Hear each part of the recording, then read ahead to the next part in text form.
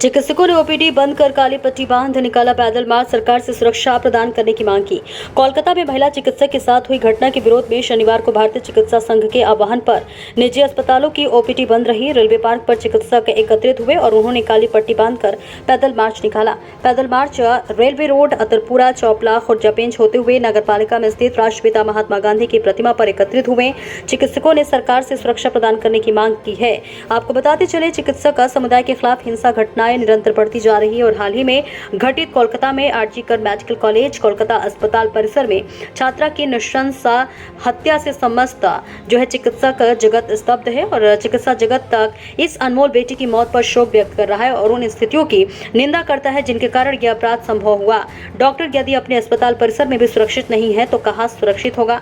डॉक्टरों के लिए नीरस कामकाजी स्थितियां, काम का अमानवीय बोझ और उस पर हिंसा की स्थितियां बर्दाश्त से बाहर है और समय आ गया है कि जब चिकित्सक समुदाय को क्लिनिक से बाहर निकलकर सड़कों पर आंदोलन करने के लिए मजबूर होना पड़ रहा है। डॉक्टरों और उनके कार्यस्थल की हिफाजत के लिए सख्त कानून लाने की आवश्यकता है। इसी के साथ देश में बिगड़ती कानून व्यवस्था, जघन्य अपराधों में वृद्धि एवं महिलाओं के प्रति बढ़ते अपराधों के खिलाफ एकजुटता का परिचय देते हुए भारतीय चिकित्सा संघ के आह्वान पर हापुड़ के समस्त डॉक्टर, मेडिकल कॉलेज के छात्र, बालिका विद्यालय के शिक्षक, फार्मेसी संचालक एवं हापुड़ की विभिन्न बुद्धिजीवी संस्थाओं के पदाधिकारियों द्वारा विरोध स्वरूप अपनी बाजू पर काली पट्टी बांधकर शहर में पैदल मार्च निकाला। पैदल मार्च रेलवे पार्क से शुरू हुआ, जो कि रेलवे रोड, अतरपुरा, चौपला, खुर्जापेंच होते हुए टाउन हॉल स्थित राष्ट्रपिता महात्मा गांधी की प्रतिमा पर समाप्त हुआ। पैदल मार्च के समापन पर विभिन्न वक्ताओं द्वारा देश में बिगड़ती वर्तमान कानून व्यवस्था पर रोष प्रकट किया गया तथा स्थानीय प्रशासन के माध्यम से सरकार को इस मामले में त्वरित कार्रवाई करते हुए सक्षम कानून लाने की मांग की है। साथ ही कोलकाता में इस घटना को अंजाम देने वालों को भी फांसी की सजा दिलाने की मांग की है। जुड़ी है आज के इस विरोध प्रदर्शन में, इस मार्च में। ये शांतिपूर्वक मार्च था हमारा और हमारी मांग यही है कि जो लोग दोषी हैं उनको कड़ी से कड़ी सजा और जहां तक संभव हो तो फांसी की सजा जो लोग इसमें इन्वॉल्व हैं उनको जितना जल्दी है उतना मिले, यही हमारी मांग है। और आगे के लिए डॉक्टर्स की जो सुरक्षा उसको सुनिश्चित की जाए।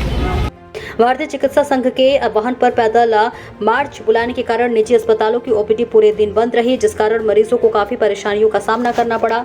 अधिकांश अस्पताल में सिर्फ आपातकालीन सेवाएं ही जारी रही, जिस कारण मरीजों को सरकारी अस्पतालों का रुख करना पड़ा। पैदल मार्च में आईएमए के अध्यक्ष डॉक्टर नरेंद्र मोहन सिंह, सचिव doctor Vimlesh Sharma, doctor Anand Prakash, doctor Yogesh Goyal, doctor Manoj Jain, dental surgeon doctor SP Singh, doctor Rahul, doctor Parag Sharma, doctor Gaurav Mittal, doctor Rupali Sharma और इसी के साथ doctor Madhubala, doctor Uma Sharma, Swati Garg, Brahma Devi BEd college की छात्राएं पूनम अग्रवाल, आशा, सुमानी, अर्चना कंसल, आराधना वाजपेयी, दिनेश त्यागी, विकास अग्रवाल, संजय त्यागी आदि मौजूद रहे। हापुड़ से राजेंद्र सिंह की खास रिपोर्ट। क्या मांगे आपकी?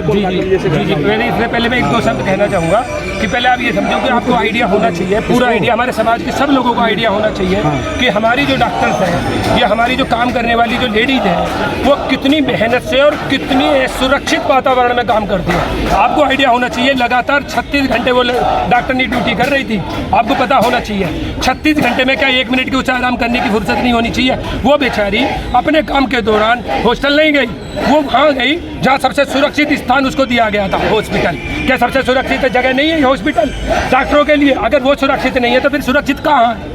वो सबसे सुरक्षित जगह थी और वो भी वहाँ पे थी, वो सेमिनार रूम है जहाँ पे किसी की एंट्री नहीं होती। वो वहाँ जाकर के आराम कर रही थी। आराम क्या कर रही थी? इसलिए बैठी थी कि कुछ मैं मरीजों को और ज़्यादा समय दे सकूँ। लेकिन उन दरिंदों ने उस बेचारी को वहाँ भी नहीं छोड़ा।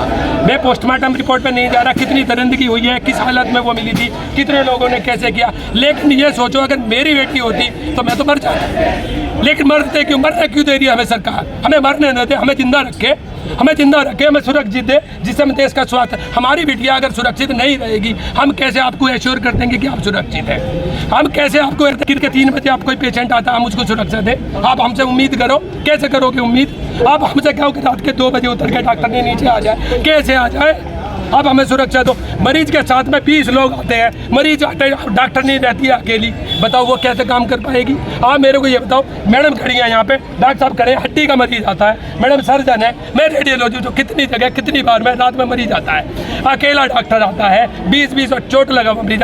भाई हमें भी नींद में से उठ के आता है बंदा, 1-2 मिनट थोड़ा सेटल होने में लगता है, फिर भी उसके बावजूद भी हम सेटल नहीं होते, उन्हीं कपड़ों में आ जाते हैं। उन्हीं कपड़ों में आ जाते हैं, उन्हीं कपड़ों में आकर के काम करते हैं, जो हमारे पास रिसोर्सेज होते हैं उन्हीं में काम करते हैं, नहीं करते। क्या आप बताओ आपकी सरकार से? मांग ये जो जितनी बातें कही हैं उनको सही कर दो, एक एग्जांपल सेट कर दो। एग्जाम्पल सेट को इन्हीं को सेट कर दो। जैसे मैं बोल रहा हूँ उधर से कोई हमारे को सेटिस्फाई कर दो, हम इसने भी मान जाएंगे। कैसे मानेंगे? हमारी बिटिया डॉक्टर साहब की बिटिया, डॉक्टर साहब की बिटिया, डॉक्टर साहब का बेटा MBBS करने गया, उसके बाद MS करने गया, वो बिटिया घर से दूर गई, तो कौन है उनका गार्जियन? किसके पास जिम्मेदारी है? कौन उसको जमा लेगा? सरकार। तो सरकार जवाब देगी या हम मांगेंगे? ये तो सरकार का जवाब। हमें भूख लग रही है तो रोटी हमारी माँ में देती है, तो ऐसी हमारी सरकार हमारी माँ है, हमारी सुरक्षा दे, क्यों नहीं दे रही हमें सुरक्षा? मरेंगे, हमें मारोगे? बताओ हम कैसे इन रिसोर्सेज पे काम कर ले? जवाब दो आप। हम तो जवाब मांग रहे, हमारा कुछ नहीं है, हम तो अपनी बेटियों की सुरक्षा मांग रहे, देव सुरक्षा। हम तो अपनी सुरक्षा मांग रहे, अपने देश को सुरक्षित चाह रहे, अपने देश का स्वास्थ्य सुरक्षित चाह रहे, अपने देश के हर डॉक्टर को सुरक्षित चाह रहे, हर बेटिया को सुरक्षित चाहने, चाहे वो BSc कर रही है, BSc नर्सिंग कर रही है, MBBS कर रही है, BA कर रही है या कुछ भी कर रही है। क्या उसकी सुरक्षा का अधिकार है या नहीं है? ये बताओ। हम आपसे मांग रहे हैं, आप हमारी बात को पहुँचाओ, हमारी बात को कहाँ तक पहुँचाओ, हमें दो, हमें न्याय दो। अगर इसके बावजूद भी हमें ये कहना पड़ रहा है कि हमें क्या मांगे हैं, तो ये गलत है। अब हमारी सुरक्षा दो। जिला चिकित्सा संयुक्त चिकित्सा प्रकोष्ठ को रिप्रेजेंट कर रहा हूँ। मैं केवल IMA का नुमाइंदा नहीं हूँ, IMA और हमारी सारी संस्थाएं, नीमा, होम्योपैथिक एसोसिएशंस, मेडिकल एसोसिएशंस और stockist and retail and wholesale, सबको रिप्रेजेंट करने के लिए आपके सामने अपने विचार व्यक्त कर रहा हूँ। सबसे पहली चीज़ तो इसमें दो पार्ट हैं, एक है नारी, एक है डॉक्टर। हम शायद उस देश को बिलोंग करते हैं जहाँ ये कहा जाता था, यत्र नार्यस्ते पूजयन्तु रमन्ते तत्र देवता, यत्र तेना पूजयन्ते निष्फला सबकर। क्या ये सत्य है? हम लोग क्या समाज, सरकार, डॉक्टर, प्रशासन, सबको जिम्मेदारी देनी पड़ेगी। और समाज केवल जो हमारा समाज है, यही सरकार है, यही प्रशासन है। समाज के अंदर जितनी असहिष्णुता, जितना भेदभाव डॉक्टर्स के प्रति पनप रहा है, क्या यह उचित है? दो चीज़ें, एक झूठी बात चली आ रही है कि डॉक्टर या तो तुम भगवान हो, गलत, मिथ्या। डॉक्टर जो आज अभयदाता है, अभयदान केवल डॉक्टर दे सकता है या पुलिस दे सकती है, और कोई अभयदान नहीं दे सकता। जो जीवन दाता है, जीवन रक्षा है। आपने 3 बार हमारे सीनियर से पूछा कि आपकी क्या मांग है। दुर्भाग्य उस देश का, इस मिट्टी का, इस जन्मभूमि का, जहाँ हमें मांग कर, हाँ हम लोग मांगी हैं, हम लोग भिखारी हैं, हम लोग भिक्षुक हैं। आज हम भिक्षुक करके मांग रहे तो भी हमें नहीं मिलता।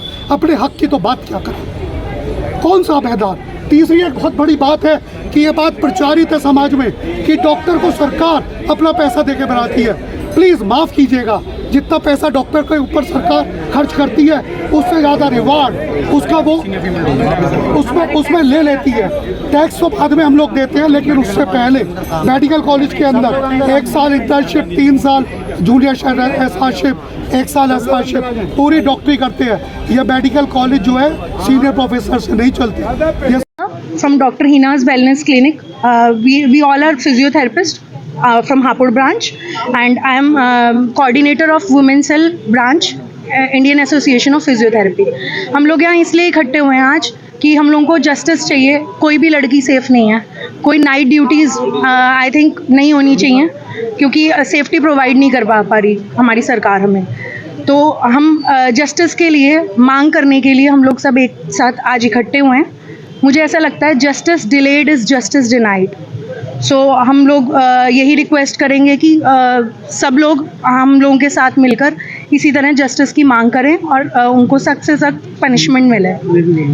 से एक डिमांड करना चाहूँगा, दे आर सेड के बेटी बचाओ बेटी पढ़ाओ, लेकिन जो नारा उन्होंने दिया है उसमें अभी कोई भी बेटी सेफ़ नहीं है। तो मैं गवर्नमेंट से डिमांड करना चाहूँगा कि बेटियों की सुरक्षा के लिए कड़ी से कड़ी व्यवस्था करें ताकि बेटियाँ सेफ रह सकें। जय हिंद, जय भारत। लेटेस्ट अपडेट के लिए हमारे चैनल न्यूज़ इंडिया फर्स्ट को लाइक, शेयर एंड सब्सक्राइब करें, एंड यस, बेल आइकन को प्रेस करना ना भूलें।